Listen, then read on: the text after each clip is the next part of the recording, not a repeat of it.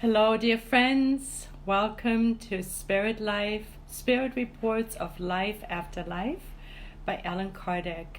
We're basing our studies on heaven and hell, and it is the second part of heaven and hell, which brings us the beautiful cases, the spirit reports, the reality TV of the spirits that reporting back of what they are encountering on the other side.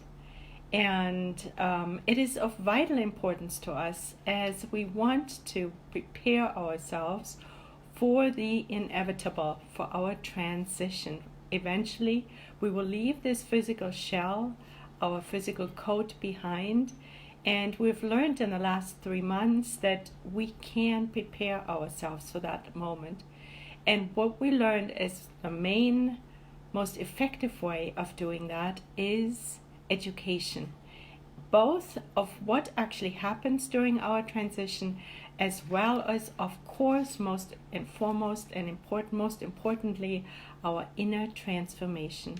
Because the more we are walking on the path of the good, the less we are attaching ourselves to material goods, the easier our transition will be in the end.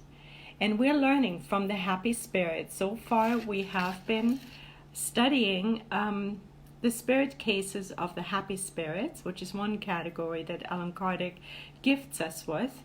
And soon we will be transitioning to a different category. But today, again, we will be focusing on a happy spirit. But before we do that, I want to introduce myself. I'm Sunshine Beck, and I'm a co-founder of the Becerra Spiritual Healing Center in Sacramento, actually, to be precise, Penryn, California, which is near Sacramento, and I'm the founder of Divine Light Spiritist Group or Center in Nevada City, which is a tiny town in the mountains, Sierra Nevada mountains in Northern California. And if you're ever interested, what we're doing in this group that we have founded a year and a half ago, and it's going strong. We're between 5 and 10 people, and I'm telling you, if we can do it, anyone else can form a group and start a new nucleus, a new center of light that hopefully will help to bring the Spiritist teachings to more people, and will find more people to be consoled with. Because that is our goal, to spread the good news, to do the good, to visualize the good, to feel the good, and to mold it with all the resources we have. So today, before we begin with our Maurice Gontran, this is my French version of his name, I want to say hello to our community that's here. There is Tony from Divine Light Spiritist Group and Becerra Spiritual Healing Center. Welcome, Tony. So nice to have you here. And then there is Vanessa. Welcome, Vanessa.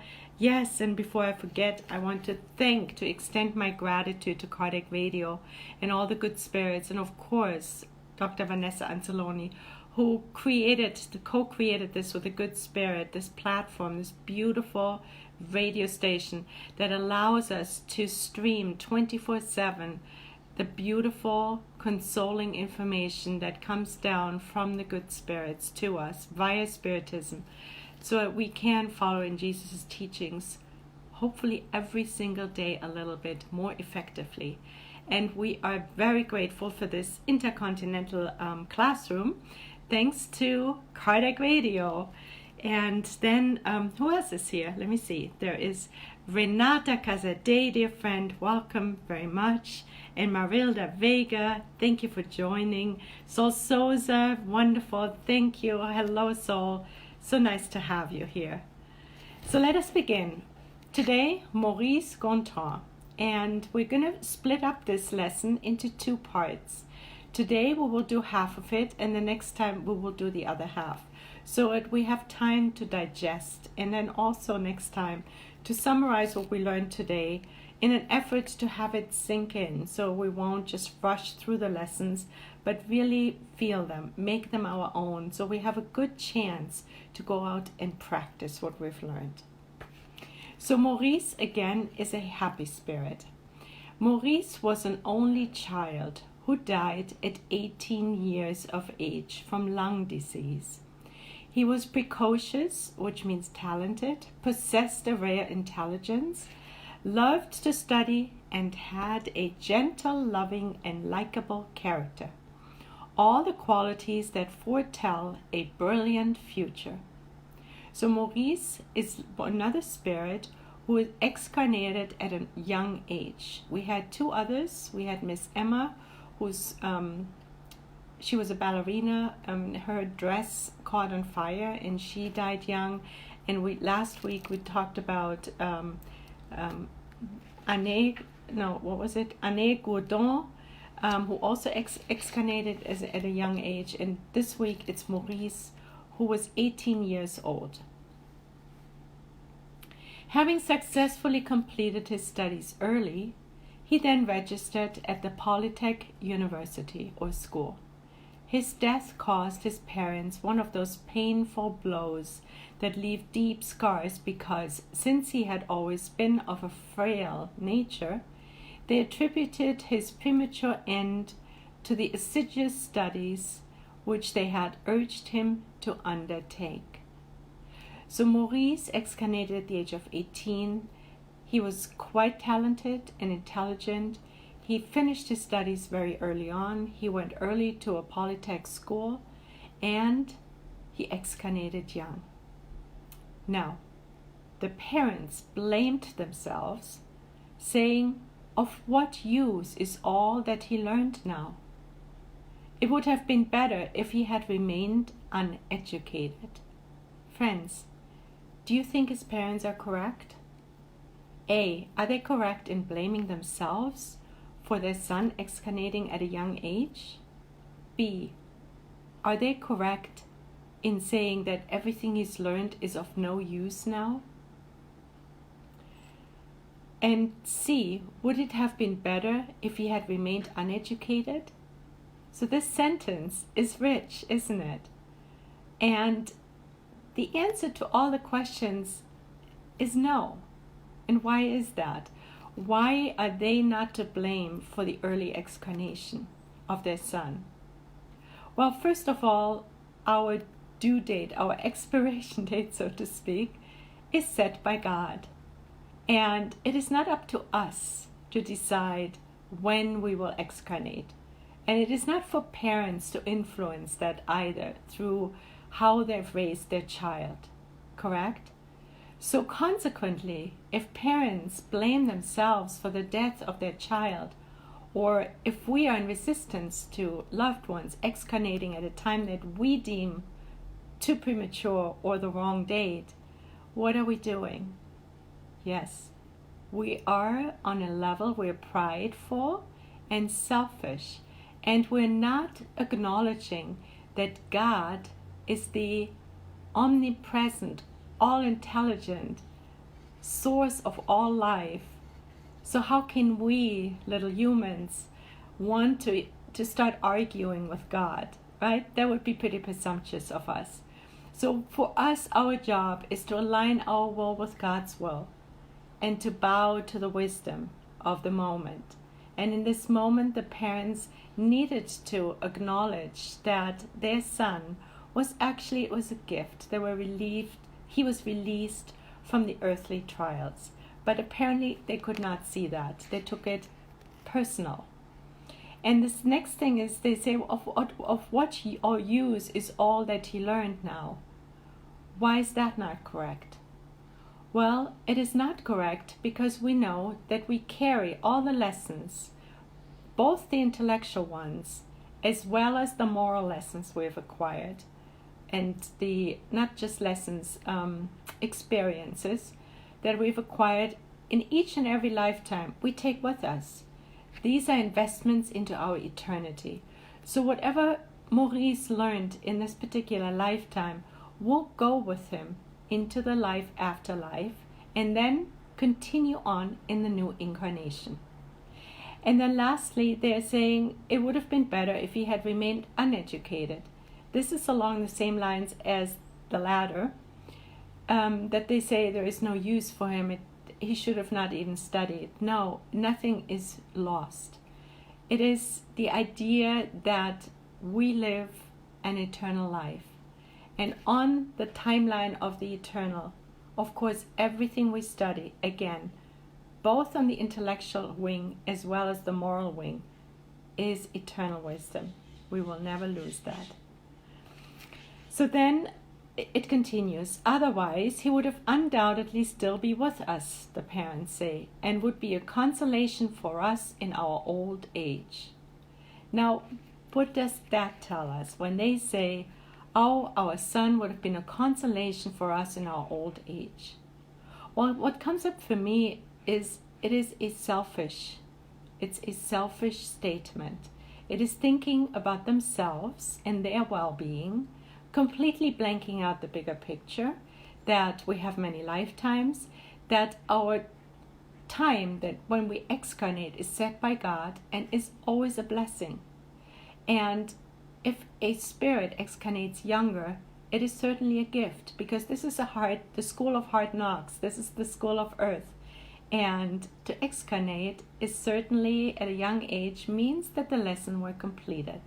So these parents were not able to see the bigger picture. It sounds like, we don't want to be judgmental, but it sounds like they've been more on the materialistic end of the scale.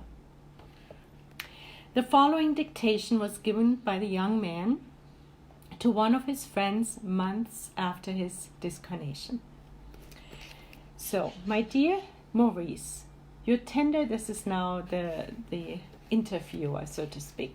My dear Maurice, your tender affection towards your parents has convinced me that you wish to lift their spirits if it is within your means to do so. The sorrow, even despair, is within your means to do so. That sorrow, even despair, in which your passing left them has visibly affected their health and has led them to loathe their lives. A few words of consolation would certainly work to rekindle their hope. So this interview is under the umbrella of helping Maurice's parents who are suffering from despair, and as we've just seen, misguided thoughts.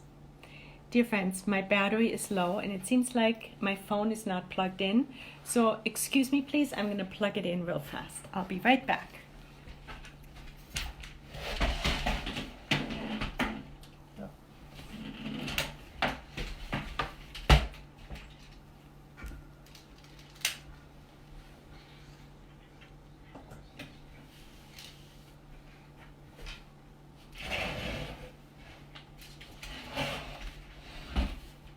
Alright, sorry about this, everything came down at the same moment, but here we're back. Alright, and now the phone should be doing okay. So, the interview continues now. My friend, I have been waiting impatiently for this opportunity you are now offering me to communicate, and this is what Maurice says. My parents' pain afflicts me, but it will be helped when they are certain that I'm not actually lost to them. Get close to them in order to convince them of this truth, which you will certainly manage to do. This has all happened in order to initiate my parents into a belief that will bring them happiness, for it will keep them from complaining against the decrees of providence. You know that my father was very skeptical regarding the future life. God granted him this misfortune to draw him out of error. Let's pause, dear friend. The last two sentences is something where we want to look a little bit deeper. Maurice is saying this has all happened. So the fact that he excarnated at a young age happened in order to initiate his parents into a belief that will bring them happiness, where it will keep them from complaining against the decrees of providence. We had said earlier that when we are temper tantruming against God's will, like little toddlers kicking and screaming, we are being we're obstinate, we're rebellious. We're actually not recognizing that what we need to do is surrender to God's will. And Maurice is telling us that this is an opportunity for his parents to do that very thing. We're reminded of one of the Beatitudes, "Blessed are those who mourn, for they shall be comforted." Now, when we have the opportunity to be afflicted or to mourn something, a situation, we've learned in previous lessons that this is actually a gift from God. God is giving us the opportunity to undo some past wrongs. God is helping us through pain to draw closer to Him and her, to God, to it, to the divine power, to surrender. Because then, Jesus says, we're comforted. We're blessed that we're mourned, because we will be comforted. And in that comfort is the promise, is the opportunity when we connect with God during those moments and thereafter, we will find the comfort that we're actually looking for. We won't find it necessarily in the earthly realm. But once we've connected with God on a more deeper level, then we will feel the comfort. And how do we feel the comfort? We feel it through the presence of the good spirits who will give us some magnetized energy, some consolation or whispering, some good messages into our ears that will ease the pain. And all of this is an incredible opportunity that I don't want to go into my personal life. I have felt very deeply and experienced on several occasions. In my case, through health challenges.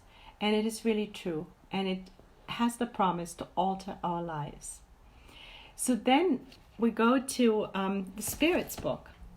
And when we go to question 199, question 199, which is in part 2, chapter 4 of the Spirit's book, it's the fate of children after death. And Ellen Kardec very wisely asks the following question: why is life so often cut short in childhood? Very good question, right? We're wondering too, why is life so often cut short in childhood? And the answer from the wise spirits is, the length of a child's life can be, for its spirit, the remainder of a former life that had been cut short before its due term. Moreover, the death of a child is often a trial or an expiation for the parents. Here we have our answer, don't we, friends? So there's two aspects to the answer. One is that sometimes when a life ends early, it is the remainder. It's just a part that needs to be completed from a previous incarnation. And it often is actually for the benefit of the parents. I had a young brother who died a few weeks after his birth. And my parents, my mother, never got over that loss. And I can see now very clearly how beautiful the opportunity was for my parents to draw closer together and find God and the consolation to really find help in God, in Jesus, or whatever path they would have taken. And unfortunately, they lost that opportunity. It drew them further apart, and the pain that my mother experienced that my father couldn't match was something she never got over. So I know it's challenging. I've lived with it in my childhood, but at the same time, it is, once we're educated and we know the bigger picture, it is most likely much less challenging, right? So there's everything. God is so good that in every situation there is a gift. In every situation, I always say it's a raw diamond that's wrapped in an ugly piece of paper, and we need to unwrap it. Then we find the diamond, and then we work with it, and we see what a sparkling, rich gift we've received. But we need to work with it.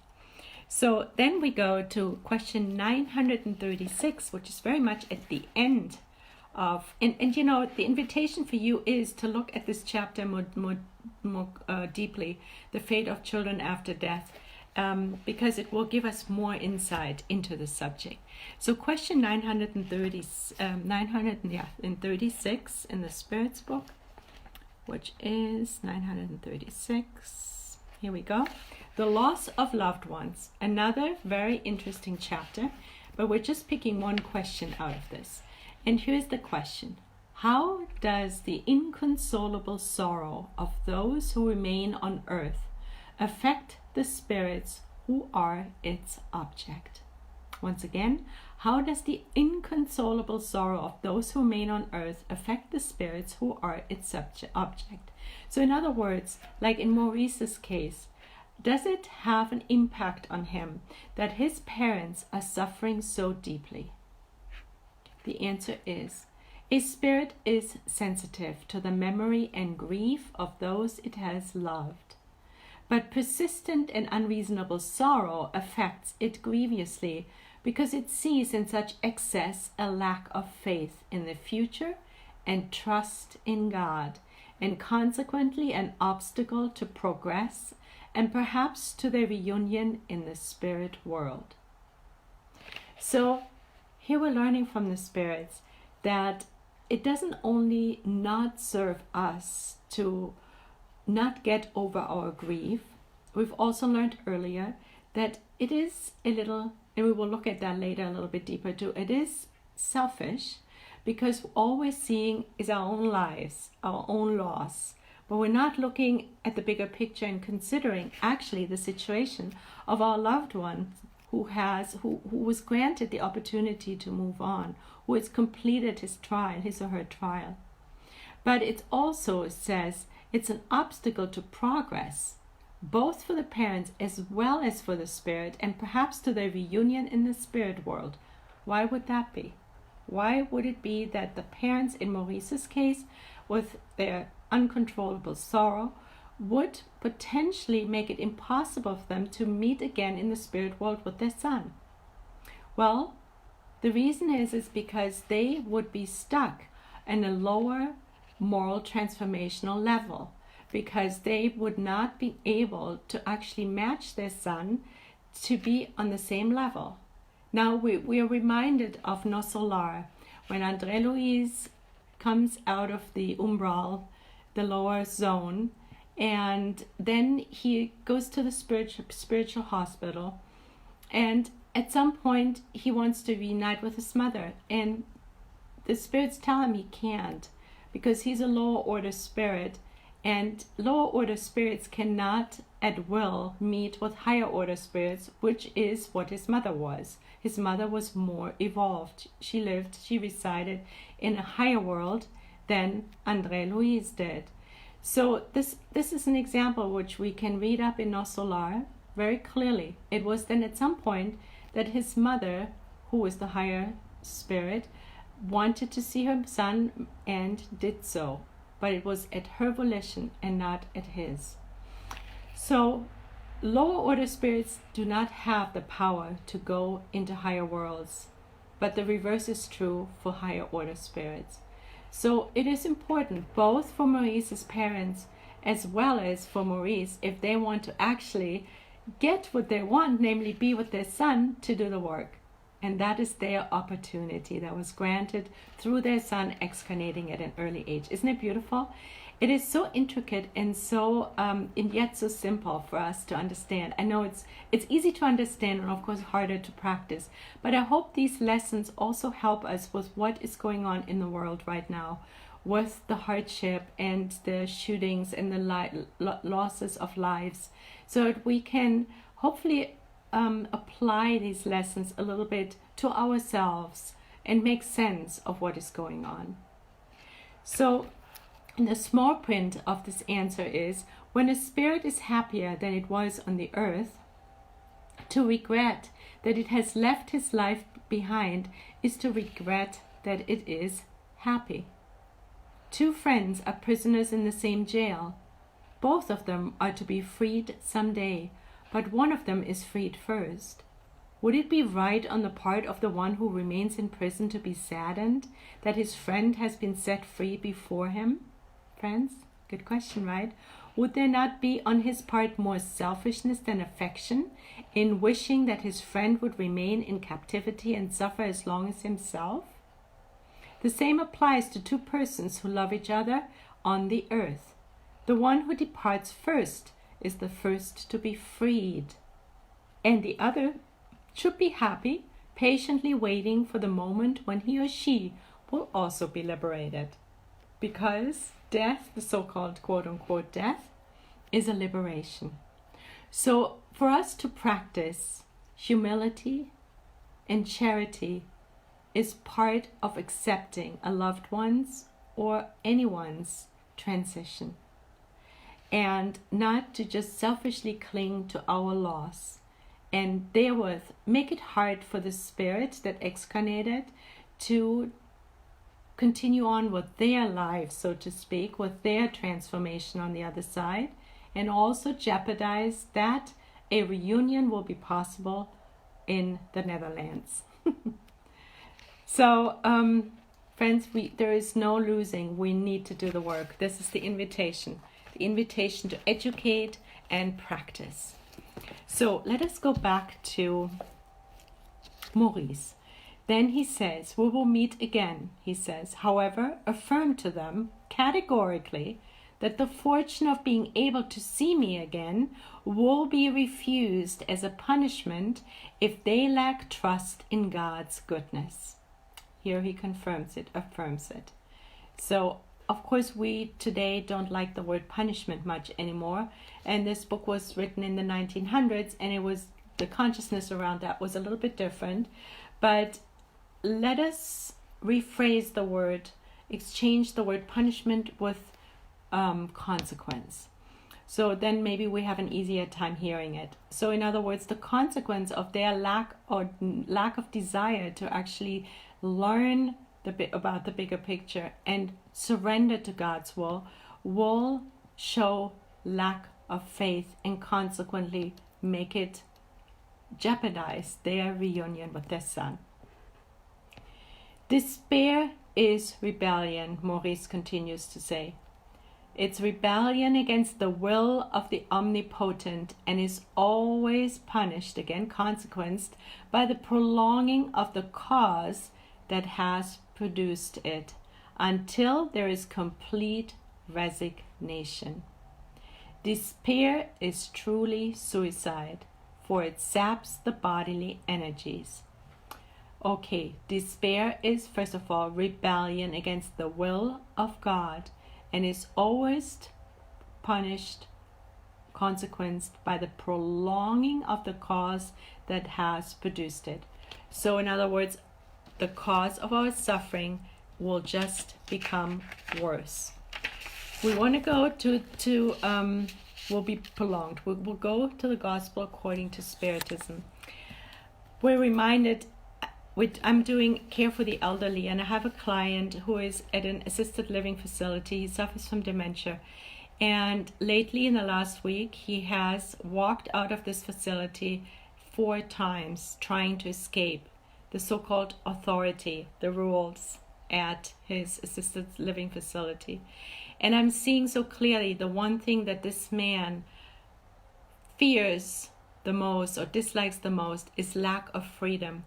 And by walking out of this and not surrendering to the rules of the establishment, surrendering to God's will that this is his limitation at this point in his life, he will now have to he's under police observation, 24-hour observation, has less freedom than before, and now needs to be transferred to a unit which is locked up in an assisted living facility, which is the so-called Alzheimer unit, and it always has boundaries and is locked up so that nobody can escape. So what is happening to him? The very thing he dislikes the most is what he's producing himself. He's prolonging the cause of his pain. He's making it worse, just like what Maurice is teaching us. So we find these examples everywhere in our lives, and probably even in our own lives. And that's where we need to ask ourselves, how are we with surrendering to God's will. Where are we at? Are we good at that if we look on a scale, as our friend Vanessa always does, between 0 and 10? Where are we at? Are we good at surrendering to some of the vicissitudes in our lives, the hardships, the moments that cause us pain? Or are we rebellious? Are we trying to escape it? Do we argue with God? Do we think we know it better? So that is the invitation for us to soul search, to ask ourselves. So we're going to the Gospel, chapter 9, and of course we're looking at obedience and resignation. We find that on page 164. And some of this we've already, because the cases teach similar lessons and we've already visited before, but from my perspective, there is never one time too many for us to really remind ourselves that we won't forget and practice the lessons. So on page 164, Allan Kardec gifts us with a chapter on obedience and resignation. And he says, at all points, Jesus' doctrine teaches obedience and resignation. And Jesus is our guide and model. So what is he saying? Two very active companion virtues of meekness. So here we're learning obedience and resignation are actually companion virtues of meekness, actually virtues of meekness, although people erroneously confuse them with the negation of sentiment and will. So we're not at the same time negating our sentiment and will, but it's actually an activity. We're actively engaged. So then he defines obedience is the consent of reason. So you see, in the definition, consent of reason is an activity, and we need to apply our will, our thinking, in order to consent with our reason. So our thinking, our reason is engaged, and via the will we decide, we consent to it. So obedience is the consent of reason. The mind was engaged. And what is resignation? Resignation is the consent of the heart. These are two companion virtues of meekness. Both are active forces. Then he says, the coward cannot be resigned, just as the proud and selfish person cannot be obedient. So we need to be courageous. We need to be courageous to look at the situation that we might want to be rebellious against and see what our reason is telling us. And surrendering is often a painful act because our ego, our pride doesn't want to allow it. Right, friends? So this is an invitation we have to know now that obedience is the consent of reason. So we think about the situation and we say, wait, it makes sense. I'm going to consent. And it's not blind obedience. It's not like when somebody tells me, go on the roof and jump down 5 floors. I'm not going to say, yes, I'm going to do that. That would not be an active act of obedience, because I wouldn't use my reason to think about it. Well, does that really make sense? I may be actually killing myself or breaking all bones. Oh no, I'm not going to do it. So, and then resignation is the consent of the heart, which is the ultimate, right? So we're opening our hearts, and that is when the healing happens.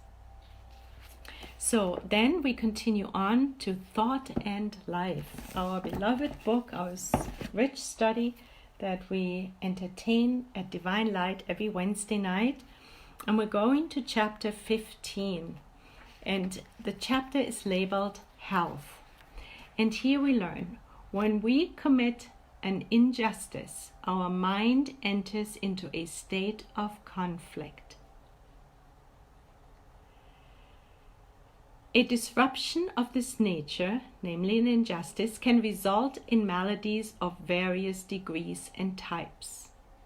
And now this is why we're picking this chapter. Feelings of anger, despair. Now remember, Maurice said despair is rebellion against the will of the omnipotent. And here Emmanuel in Thought and Life is teaching us about despair as well. Feelings of anger, despair, cruelty, and indulgence create morbid zones in our organic structure. They cause a state of dissonance. So these morbid zones in our organic structure, as a result of anger, despair, cruelty, and indulgence, cause a state of dissonance in the cells. Now our cells are in disarray, which neutralizes nearly all their defense mechanisms and renders the weaker organs a fertile ground for pathological germs. So, in other words, when we entertain something like despair, and we're just mentioning it's also anger, cruelty, and indulgence, but we're focusing on despair right now because this is what Maurice told us, is talking about, that his parents are indulging in. The despair creates dissonance in our cells. And when our cells are in dissonance, then we open ourselves up to suppressing our immune system. And we all know what happens when we suppress our immune system. We get sick. So then he continues to say, that is why tuberculosis, cancer, leprosy, and ulcers, and I would probably venture to say more illnesses than what he's mentioning, many times are secondary phenomena caused by the imbalance of the mental reflexes of one's thoughts. So Emmanuel is teaching us that our thoughts and our feelings, and in this case despair, anger, cruelty, and indulgence, render us impotent towards fending off illnesses because it causes dissonance in our body.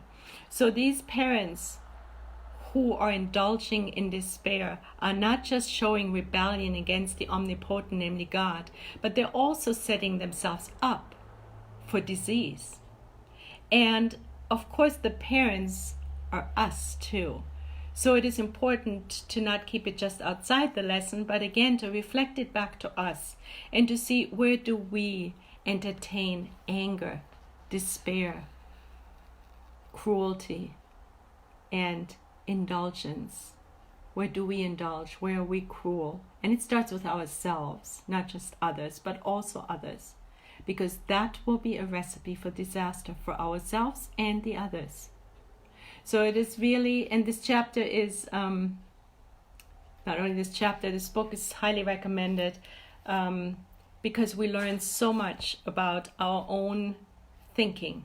The book is called Thought and Life. So what we're living is based on our thought patterns and our feelings, thoughts and feelings.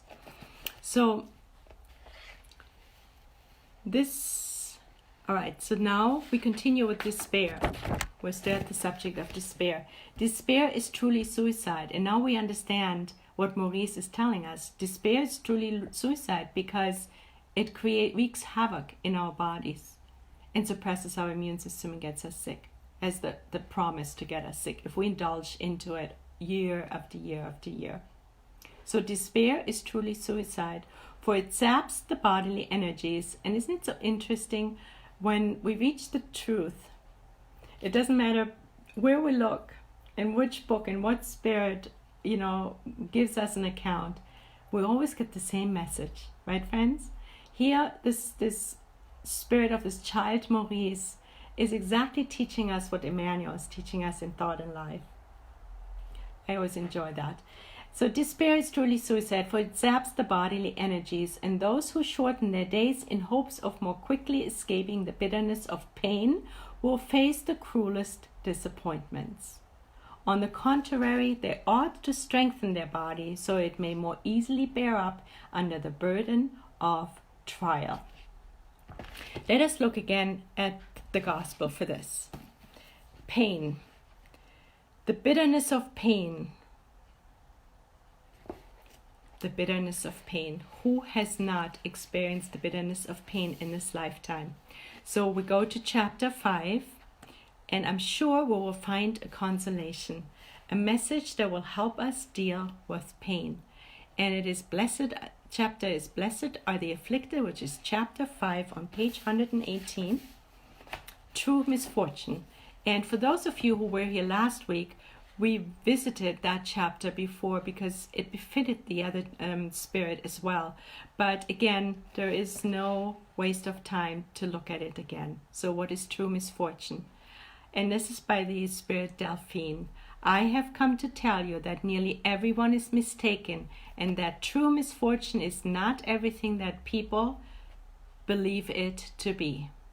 So here's the first correction, and our ears are getting really big and long because we want to hear, are we creating misfortunes for ourselves that are not true misfortunes? Let's see. People see misfortune in poverty, threatening creditors, the empty cradle, in tears, the coffin, anguish and anguish of betrayal. Everything that most likely we have experienced, right? At least some of them. So poverty, threatening creditors, the cradle empty of that angel, or maybe some loved one who excarnated and we're suffering from that. Tears, the coffin, and betrayal. But she tells us this is called misfortune only in human language. So if we're suffering from those, we're learning from Delphine, that is not true misfortune. Now we're asking ourselves, so what is true misfortune then? Let us learn.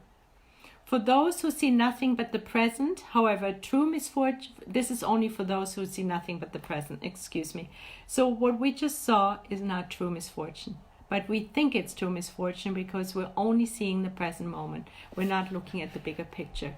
However, true misfortune is found more in the consequences of a thing than in the thing itself. And that, she also says, in order for one to judge something, one must look at the consequences. And in order to do that, we need to transport ourselves beyond this lifetime. And we need to look at our eternal timeline. So, true misfortunes are found in the consequences of things. What does that mean? Well, when we look at Maurice, he excarnated at the age of 18. His parents see it as the empty cradle, so to speak, the coffin, and create misfortune about it through grief, because they are not capable, they only see this lifetime, the loss, and they're selfishly attached to that. Well, the consequence of this so-called misfortune, they're lacking to see. The consequence is actually something really beautiful. It's the promise of drawing closer to God. It is the promise to understand that spirits who excarnate, everything that we've learned so far is that it is actually a gift from God. The life is complete. The lessons are learned. It is an opportunity to raise their consciousness, to do the inner transformation, and then meet up again with their son in a future life, because they will be more matched up in their moral transformational level. So there is, if you look at it, actually a huge gift in there. And if we look at the consequences of this perceived misfortune, it's actually a fortune, isn't it, friends? So this is a good example to teach us that we in our lives need to look at situations beyond the moment. We need to, hopefully we have spiritism in our lives, and we can educate ourselves. The Spirits book is always a wonderful resource, and so is the André Louise series, but also Emmanuel. His books are incredible. So we have so many resources to not just get stuck in this moment, in this lifetime, but to see the bigger picture and hopefully find gratitude in every single situation we encounter. Right, friends? So pain. Then we go to chapter 9 in the Gospel. Chapter 9 is on page 164. Blessed are the meek and peace-loving. And there we find patience.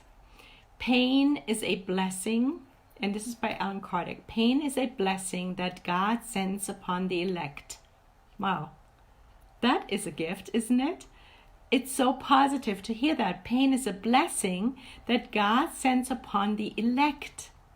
So, blessed are the afflicted. Remember, friends, the Beatitudes, blessed are those who mourn, for they shall be comforted. It is a gift because we can actually, we have the opportunity that we get the gift of undoing some past wrongs. So it is a gift that was given by God to the elect. Therefore, do not become troubled when you suffer. Be patient. Patience, too, is a form of charity, and you must practice the law of charity taught by Christ. The charity that consists in giving alms to the poor is the easiest of all charities. There is another kind, however, that is much more burdensome and consequently more meritorious. It's a little more inconvenient, I think. And it is forgiving those whom God has placed on our path to be instruments of our suffering and to put our patience to the test. We say that again, forgiving those whom God has placed on our path to be instruments of our suffering, which is in the case of the excarnation of the Son, and to put our patience to the test. So here we see that it actually is, patience is a form of charity. So when we suffer and we express patience, we practice patience, we're actually being charitable. And we know that forgiveness is part of the definition that the good spirits give us in the Spirits book when Alan Kardec asks about the definition of charity. Do you remember, friends, what it was? The definition is benevolence towards all, meaning goodwill towards all, indulgence towards everyone's imperfections, and forgiveness towards the offenses we have received. So it makes sense that by being patient, we're practicing forgiveness towards those who have somehow created a situation that we perceive as hardship. Courage, my friends, he says. Christ is your model. He suffered more than any one of you and had nothing for which to reproach himself, whereas you have your past to expiate and to strengthen you for the future. So be patient, be Christian. This word sums up everything. And we also know from the gospel, there is no salvation without charity. So we need to practice charity, and patience is part of it. Beautiful, friends, isn't it? And then lastly, we go to Leon Denis After Death, another very educational, helpful book. And there on page 136, in chapter 13, Trials and Death, we find more on pain. He says, pain is the supreme purifier. And why are we talking about pain? Because Maurice is bringing pain. We'll face the bitterness of pain. He talks about the despair and the bitterness of pain that his parents experienced. And what does it mean to the parents, or what was the invitation for them? Pain is the supreme purifier, the instiller of patience. Friends, see? Here's the gospel teaching us about patience as a form of charity. And here's Leon Denis telling us that pain is the instiller of patience, resignation, and austere duty. And do we remember what the definition of resignation was that we just learned in the gospel? It is the surrender of the heart. So, pain is the furnace in which selfishness is melted and pride dissolved. Wow, friends. We can't go wrong with pain, can we? It is almost sounds like fun to have pain, because we will burn away our selfishness and pride, because we need to surrender. We need to surrender to a higher power, and our ego is not always willing to do it. Remember, my client, rebellious, does not want to surrender, doesn't want to open his heart and mind to the lesson. But when the storm is spent and the soul can calmly face its grief, it discovers that suffering has made it better, more pitiful, more helpful. It is that diamond that we shape, our inner diamond. Physical suffering also has its object. It chemically loosens the bonds that unite the spirit to the flesh. It liberates the spirit from the coarse fluids which even after death envelop it, holding it down to the lower regions. So this is another aspect of pain. Physical pain, physical suffering loosens our connection to to the material world, both our physical form as well as the material aspect of this earth. So it is even important in that aspect, helping us with our discarnation. And the footnote reads, this attribute of suffering explains in some cases the brief term of those children who die at a tender age. These souls had already acquired upon earth sufficient knowledge and virtue to ascend to higher regions, we're reminded of Maurice, but were withheld by some remnant of materialism which stopped their flight, and so returned to complete their purification by suffering. So here is Maurice. He was always, he had a very delicate health. So he had a lung disease and he was suffering physically. He was pretty brilliant in his mind. But you see, friends, here's the answer now. He lived a short life with some physical suffering, which helped him, as Leon Denis is teaching us, it gave him the possibility, the opportunity to ascend to higher regions by burning off the remnants of his materialism, of his bonds, his coarseness that was still in his perispirit. So he says, in exact words, the souls had already acquired the knowledge and virtues, but were withheld by some remnant of materialism, which stopped their flight. So this was a form of purification that Maurice was gifted with in a short lifetime, in order for him to soar to a higher world.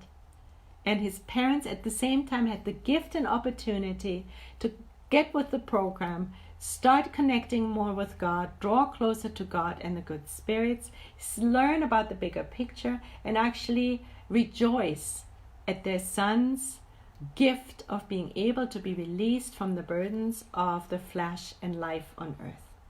What a beautiful proposal. What a beautiful lesson, isn't it, friends? Now, Maurice's lesson is not quite complete, but as I said, we will be finishing this off today and continue on with the second part next week. And with this, if we can, let us close our eyes and let us connect even further with God and our beautiful, beloved Jesus, our guide and model, and the spirits on high, Allan Kardec, Maurice, Delphine, the spirit doctors. And we are opening our hearts with immense gratitude towards all of those who have spent their energy by gifting us with these lessons, by giving us this opportunity to educate ourselves, both intellectually as well as morally, for us to have the opportunity as a result of these consoling, loving messages and lessons to ease our own pain, our own despair, our own suffering, by seeing the consequences of each and every single situation in our lives, and seeing the blessings in every moment that we experience on this earth.